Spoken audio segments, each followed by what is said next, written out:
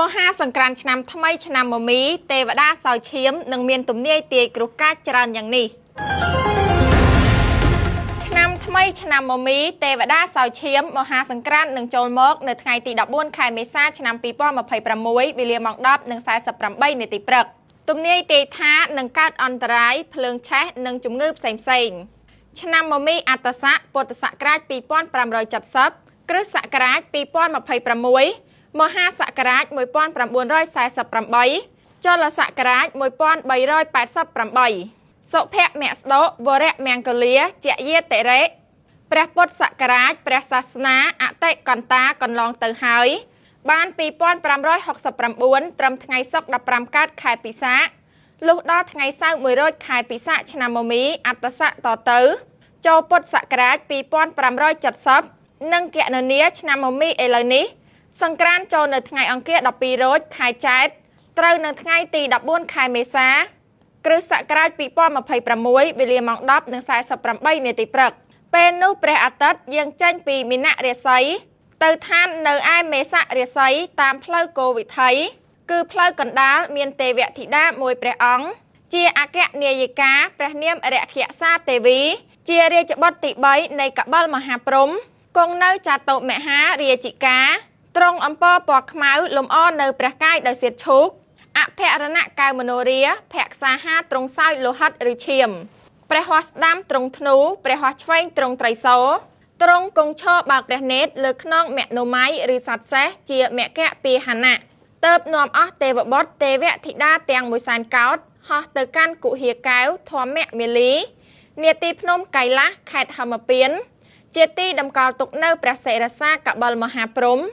ដែលតម្កល់លើពានមាសនាំមកដង្ហែប្រទក្សិណភ្នំព្រះសុមេរុរាជតាមផ្លូវព្រះអាទិត្យចរចំនួន60នាទីទើបនាំយកទៅតម្កល់ទុកកន្លែងដើមវិញហើយប្រជុំទេវបុត្រទេវធីតាទាំង100,000កោដ្ឋចូលទៅស្រង់ទឹកអណោតមហាស្រះដែលមានទឹកហូរចេញពីបំពង់ថ្មកែវដែលជាមាត់គោឧសភរាជទាំង7ត្រជាក់ក្សេមខ្សានព្រះរាជហឫទ័យហើយនាំគ្នាចូលទៅសមាទានសិលដោយសមនស្សរីករាយគ្រប់ព្រះអង្គក្នុងភគវតីសភាសាលាដែលព្រះវិសកម្មទេវបុត្រនិមិត្តថ្វាយដើម្បីបន្ទោបង់អភមង្គលឲ្យជ្រះស្រឡះហើយចម្រើននៅសិរីសួស្តីជ័យមង្គលជន្មាយុយឺនយូរដល់ទេវតានិងមនុស្សសត្វផងទាំងឡាយតាំងពីឆ្នាំថ្មីចូលមកនេះបានទូលំទូលាយសុខសេមសាន្តតរៀងទៅឯកសារបុរាណស្ដាំកាន់ធ្នូឆ្វេងកាន់សោគង់លើសុករៈសត្វជ្រូកដោយឯកឧត្តមអឹមបូរិនអនុប្រធានអចិន្ត្រៃយ៍គណៈកម្មការស្រាវជ្រាវវិទ្យាហោរាសាស្ត្រនិងប្រពៃណីទំនៀមទម្លាប់ខ្មែរថ្ងៃអង្គារ12រោចខែចែកត្រូវនឹងថ្ងៃទី14ខែមេសាគ្រិស្តសករាជ2026វេលាម៉ោង 10:48 នាទីព្រឹកជាថ្ងៃចូលឆ្នាំវិរៈមហាសង្ក្រាន្តថ្ងៃពុធ13រោចខែចែកត្រូវនឹងថ្ងៃទី15ខែមេសាគ្រិស្តសករាជ2026ជាវិរៈវ័នបត្តិថ្ងៃប្រហោះ14រោចខែចែកត្រូវនឹងថ្ងៃទី16ខែមេសាគ្រិស្តសករាជ2026វេលាម៉ោង 14:40 នាទី12វិនាទីជាវិរៈឡើងស័កគម្រប់ជាសង្ក្រាន្ត3ថ្ងៃស្រេចបរិបូរណ៍ចូលជាសកលឆ្នាំមមីអត្តស័កមហាសករាជ1948ចលសករាជ1388តទៅនៅក្នុងឱកាសសង្ក្រាន្តទាំង3ថ្ងៃសូមអស់ប្រជាពលរដ្ឋប្រុសស្រីផងទាំងឡាយរៀបចំពលិកាគ្រឿងសក្ការៈបូជាអុជប្រទីបជ្វាលាថ្វាយព្រះរតនត្រ័យនិងទទួលស្វាគមន៍ទេវបុត្រទេវធីតាឆ្នាំថ្មីហើយខំលះបង់ចិត្តអាក្រក់អញ្ញតេរយៈជាចិត្តអប្រ័យជាប់ដោយគំនុំគុំគួនព្យាបាទឈ្នានេះដែលកើតមានក្នុងឆ្នាំចាស់ឲ្យជ្រះស្រឡះតាំងចិត្តប្រតិបត្តិល្អប្រកបដោយមេត្តាករុណាមុទិតាឧបេក្ខានិងបញ្ញាធ្វើបុណ្យសន្តិទានតាមប្រពៃណីរក្សាសិល5ឲ្យបានជាប់ជានិច្ចនោះទេវតានឹងឲ្យពរសព្វសាធុការលោកអ្នកនឹងមានសិរីសួស្តីសុភមង្គលវិបុលសុខគ្រប់ប្រការតាំងពីឆ្នាំថ្មីនេះតរៀងទៅរណ្ដាប់ទទួលទេវតារណ្ដាប់ទទួលទេវតាតាមទំនៀមពីបុរាណរៀងរហូតមកត្រូវរៀបរៀងទទួលទេវតានៅខាងមុខផ្ទះមួយសម្រាប់តាំងគ្រឿងពលិកាផ្សេងៗត្រូវរៀបក្រាលសម្ពុតពណ៌សឬសម្ពុតតាមអំពរទេវតាក៏បានហើយរៀបចំនៅគ្រឿងសក្ការៈបូជាទេវតាមានជាអាចបាយសី9ថ្នាក់1គូបាយសី7ថ្នាក់1គូបាយសី5ថ្នាក់1គូ បាយសី3ថ្នាក់1គូបាយសីបច្ឆា1គូស្លាធម៌1គូទឹកអប់1គូទៀន5ធូប5លាជ5ផ្កា5ដាក់លើជើងពៀន1គូចេកនួនចេកណាំវ៉ាដាក់លើជើងពៀន1គូផ្លែឈើ11មុខរៀបដាក់លើជើងពៀន11គូដងឡៅ1គូទឹកស្អាត2កែវស្រេចហើយនៅវេលាម៉ោងដែលទេវតាចុះមកត្រូវជួបជុំគ្រួសារដើម្បីថ្វាយបង្គំព្រះនមស្ការព្រះរតនត្រ័យ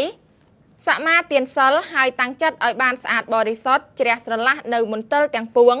ដំកល់ចិត្តរំពឹងគិតទៅលើព្រះពុទ្ធព្រះធម៌ព្រះសង្ឃជាទីពឹងទីរលឹកលុះចប់ពិធីទទួលទេវតា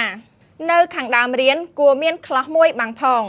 នៅគ្រប់ដង្វាយទាំងអស់ត្រូវដាក់ផ្កាម្លិះភួងពីលើគ្រប់ដង្វាយនៅលើជើងពៀននិងលើបាយសីត្រូវដោតទៀនហើយដុតបំភ្លឺ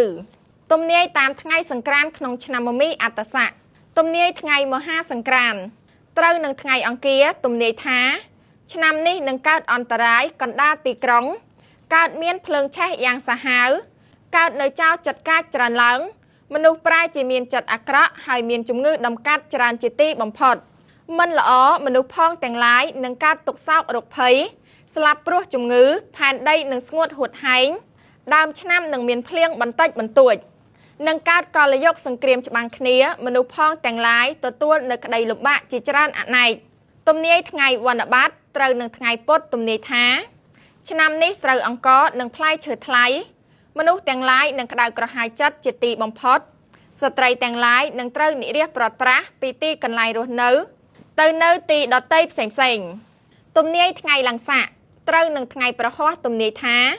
ឆ្នាំនោះសាមណៈព្រាណាចារ្យនឹងប្រណិប័តចូលចិត្តដោយធម៌